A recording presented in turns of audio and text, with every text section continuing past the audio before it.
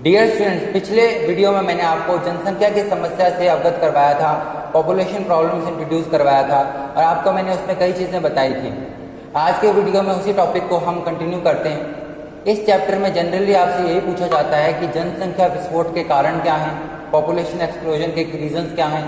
दूसरा आपसे पूछा जाता है कि आर्थिक विकास में जनसंख्या जो है किस प्रकार बाधा डालती है। इसके अलावा कुछ आपको वन वर्ड पूछ लिए जाते हैं, जिसमें 2011 के सेंसस से जुड़े हुए कुछ सवाल आपसे पूछ लेते हैं कि घनत्व कितना है, जैसे राजस्थान का पूछ लेंगे कि जनसंख्या कितनी है। इस प्रकार के कुछ प्रश्न पूछ लेते हैं आपसे। और बेसिकली इसमें ये दो मेन टॉपिक कवर किए जाते हैं। मैं आपको ये तो कवर करवाऊंगा, साथ में कुछ और इंटरेस्टिंग बातें मैं बताऊंगा जो भी आपके काम आएंगी। अब सबसे पहला है कि जनसंख्या कैसे बढ़ती है, या जनसंख्या विकास के कारण क्या है, भारत में क्या है, वैसे भी जनरल क्या है। उस जनरल ट्रेंड को पहले हम समझेंगे। एक चीज होती है demographic transition. Demographic transition, demographic transition. अब डेमोग्राफिक ट्रांजिशन क्या होता है कि एक स्टेज से दूसरे स्टेज, तीसरे स्टेज में कैसे जाते हैं, उसको ट्रांजिशन बोलते हैं। डेमोग्राफिक्स मैंने आपको बताया था कि जनसंख्या से जुड़े कुछ आंकड़े होते हैं, कुछ स्थितियां होती हैं। तो ये पॉपुलेशन एक्सप्लोजन कैसे होता है, जनसंख्या कैसे विकास करती है, कैसे ग्रो करती है, जनसंख्या में वृद्धि किस प्रकार होती है, ये अलग अलग तरीके से होती है और अलग अलग अर्थव्यवस्था में इसका जो दर है बढ़ने की अलग अलग रहती है। तो ये चीज़ आपकी इसलिए भी जुड़ी है कि आगे चल के हम ये भी उसके कारण भी समझेंगे, फिर एम्प्लॉयमेंट से कैसे है, इकोनॉमिक इम्पैक्ट क्या होता है ये समझेंगे। उसके लिए थोड़ा टॉपिक, आपको छोटा सा टॉपिक समझना जरूरी है। डेमोग्राफिक ट्रांजिशन के अंदर आता है पहले फर्स्ट स्टेज, फिर होता है सेकंड स्टेज, फिर आता है थर्ड स्टेज। ये तीन स्टेजेस होते हैं और ये तीनों स्टेजेस जो हैं अर्थव्यवस्था की स्थिति से काफी हद तक जुड़े रहते हैं। पहले स्टेज में क्या होता है कि हाई बर्थ रेट होती है और हाई ही डेथ रेट होती है। तो जन्म दर भी ज्यादा होती है और मृत्यु दर भी ज्यादा होती है। और क्योंकि मृत्यु दर ज्यादा होती है, ज्यादा लोगों की डेथ होती है, इसलिए लोग भी डरे रहते हैं। तो वो भी चाहते हैं कि ज्यादा बच्चे हों। अगर 4 बच्चे हैं, 5 बच्चे हैं, तो उनमें से अगर किसी एक की डेथ भी हो जाती है तो वो भी बाकी बच्चे सर्वाइव करेंगे उनका नाम रखने के लिए, उनका ध्यान रखने के लिए। तो जब कहीं हाई बर्थ रेट हो और हाई डेथ रेट हो तो पॉपुलेशन बढ़ती है, लेकिन उसमें कहीं ना कहीं ब्रेक रहते हैं क्योंकि मृत्यु दर भी ज्यादा है। पुराने समय में इसका कारण यह था कि हेल्थ फैसिलिटीज अच्छी नहीं थी। बहुत ज्यादा बच्चे जो हैं जन्म लेते ही मर जाते थे, या पहले 5 सालों में मृत्यु हो जाती थी, जिसको इन्फेंट मोर्टेलिटी रेट कहते हैं, यानी शिशु मृत्यु दर कहते हैं। यह बहुत ज्यादा थी। माताएं जो है वो मर जाती थी डिलीवरी के टाइम। तो इस कारण से जो है डेथ रेट काफी हाई रहती थी। बहुत सारी बीमारियां थी, प्लेग था, कई सारी बीमारियां थी। हेल्थ फैसिलिटीज ज्यादा अच्छी नहीं थी, लाइफ एक्सपेक्टेंसी भी कम थी, लोग जीते भी कम साथ, एवरेज जो लाइफ थी वो कम थी। और इसी कारण जो है डेथ रेट ज्यादा थी और बर्थ रेट भी ज्यादा थी। लोगों का अवेयरनेस नहीं था, जनसंख्या कंट्रोल करने के प्रति लोगों की विचारधारा नहीं थी। लोग बड़ी बड़ी फैमिलीज में रहते थे, तो पॉपुलेशन को या जनसंख्या को एक तरह का एडवांटेज माना जाता था। तो ये एक स्टेज रहती है, ये अर्धविकसित या जो अविकसित देश हैं उनसे जुड़ी रहती है। इसके बाद जब जैसे जैसे विकास होने लगता है, थोड़ा विकास होता है, लोगों में जागरूकता जागती है और फिर इसके साथ साथ हेल्थ फैसिलिटीज अच्छी हो जाती हैं, स्वास्थ्य सेवाएं अच्छी हो जाती हैं, नए नए अस्पताल बनते हैं, बीमारियों से लड़ने के नए नए तरीके आते हैं, दवाइयाँ आती हैं, लोगों में जागरूकता आती है। वैसे वैसे क्या है, बर्थ रेट तो हाई रहती है, इसमें थोड़ा सा फर्क जरूर आता है, लेकिन फिर भी ये ग्रो करती रहती है। बर्थ रेट हाई रहती है लेकिन डेथ रेट में गिरावट आती है। मृत्यु दर में क्या है, गिरावट आती है।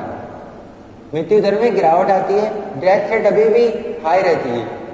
ये वो स्टेज है, सेकंड स्टेज है, जिसमें जनसंख्या विस्फोट होने की स्थिति आती है।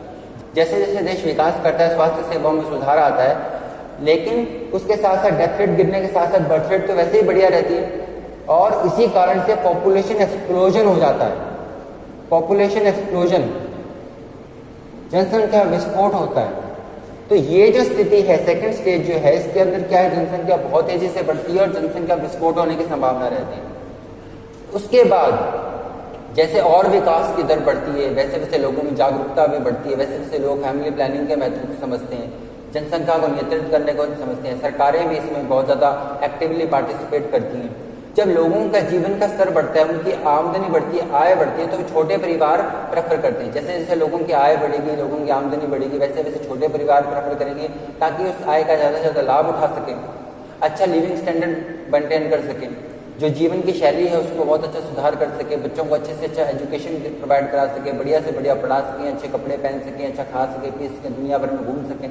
जब इस प्रकार की प्रवृत्ति जन्म लेती है तो बर्थ रेट लो हो जाती है, जैसे कि विकसित देशों में होता है। बर्थ रेट में गिरावट आ जाती है और डेथ रेट पहले से, क्योंकि वहां पे हेल्थ फैसिलिटीज और भी अच्छी हैं, तो दोनों चीजों में गिरावट आती है। यहाँ पे है जो स्टेबिलिटी आ जाती है जनसंख्या में, बढ़ने की जगह वो उसमें ठहराव आने लगता है, उसकी ग्रोथ रेट काफी कंट्रोल में आ जाती है। जो एडवांस कंट्रीज है, विकसित देश है, उनके अंदर ये प्रवृत्ति देखी जाती है कि स्वास्थ्य सेवाएं तो बहुत बढ़िया हैं, इसलिए जो है मृत्यु दर बहुत कम है। इसके साथ साथ जो उनके अंदर भी बच्चे कम करने की प्रवृत्ति रहती है ताकि वो अच्छे से अच्छा जीवन शैली जी सके, अच्छे से उनको पढ़ा सके, तो छोटी फैमिलीज को प्रेफर करते हैं। तो इस प्रकार क्या है, अर्थव्यवस्था के विकास से, उसकी विकास की स्थिति से काफी हद तक जनसंख्या विस्फोट जुड़ा रहता है। दोनों चीजें आपस में जुड़ी हुई हैं। जनसंख्या के कारण से अर्थव्यवस्था में गिरावट आती है या आर्थिक विकास में बाधा होती है, और अर्थव्यवस्था का स्तर जैसा होता है वो वैसे पॉपुलेशन एक्सप्लोजन की रेट रहती है। ये आपने देखा पहले स्टेज में ज्यादा है दोनों ही चीजें, फिर दूसरे स्टेज में बर्थ रेट तो ज्यादा है, जन्म दर ज्यादा है, लेकिन मृत्यु दर कम है। तो यहाँ पे क्या है, विस्फोट होता है, जनसंख्या बहुत तेजी से बढ़ती है, फिर क्या है, दोनों में गिरावट आ जाती है। तो इस तरीके से 3 स्टेजेस रहते हैं। तो ये है डेमोग्राफिक ट्रांजिशन। तो आपने देखा कैसे डेमोग्राफिक ट्रांजिशन होता है, ये इसलिए बताया आपको ताकि आपको अर्थव्यवस्था में और जनसंख्या में क्या सह संबंध है, क्या संबंध है, क्या रिलेशन है, वो आपको समझ में आए। अब उसके बाद हम बात करते हैं जनसंख्या कैसे बढ़ती है या उसमें वृद्धि के कारण क्या है। सबसे पहला कारण रहता है लैक ऑफ एजुकेशन। लोगों को अवेयरनेस नहीं रहती है कि जनसंख्या के क्या क्या हानिकारक परिणाम है, तो इस वजह से भी जनसंख्या बढ़ती है। लोगों को फैमिली प्लानिंग के बारे में पता नहीं होता, एजुकेशन की कमी होती है, अवेयरनेस की कमी होती है। तो एक अवेयरनेस की जब कमी होती है तो भी जनसंख्या बढ़ती है। जागरूकता की कमी रहती है, समस्या को लेकर लोगों को नॉलेज नहीं होता, इसीलिए सरकार इसमें बहुत बढ़ चढ़कर हिस्सा लेती है, लोगों को जागरूक करती है कि वो समझें कि इसके क्या क्या हानिकारक परिणाम हो सकते हैं। दूसरा मैंने आपको बताया गरीबी, पावर्टी, गरीबी। अब मैंने अभी आपको डेमोग्राफिक ट्रांजिशन भी इसीलिए समझाया था ताकि आपको समझ में आए दोनों में क्या संबंध है, क्या रिलेशनशिप है।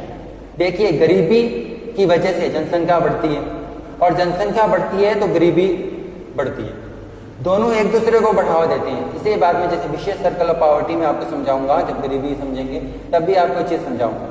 गरीबी ज्यादा है, लोगों को नॉलेज नहीं है, लोग पढ़े लिखे भी कम है इसी वजह से, और गरीब जो व्यक्ति होता है वो ज्यादा बड़ा परिवार के बारे में सोचता है, क्योंकि वो देखता है कि ज्यादा बच्चे होंगे तो ज्यादा कमाने वाले होंगे, घर में ज्यादा कमाएंगे तो आमदनी का साधन बनेंगे।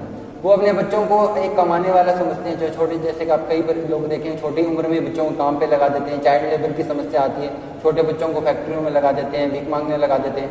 तो कई ऐसे बहुत सारे लोग हैं जो ये सोचते हैं कि बच्चा कमाने वाला होगा। तो पॉवर्टी की वजह से पॉपुलेशन बढ़ती है, क्योंकि लोगों को नॉलेज नहीं होता, लोगों को ज्ञान नहीं होता, और इसी की वजह से क्या नाम है, पॉपुलेशन बढ़ती है, और पॉपुलेशन बढ़ने की वजह से गरीबी बढ़ती है। तो जनसंख्या की वजह से गरीबी और गरीबी की वजह से जनसंख्या, दोनों आपस में एक दूसरे को बढ़ावा देते हैं। ये एक कारण रहता है। तीसरा एक कारण रहता है सोशल कंडीशन।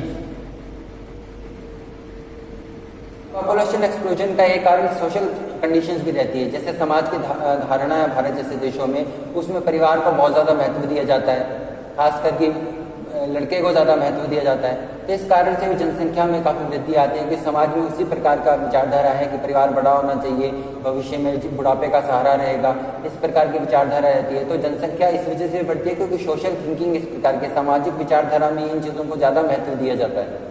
तो ये भी एक कारण रहता है। चौथा है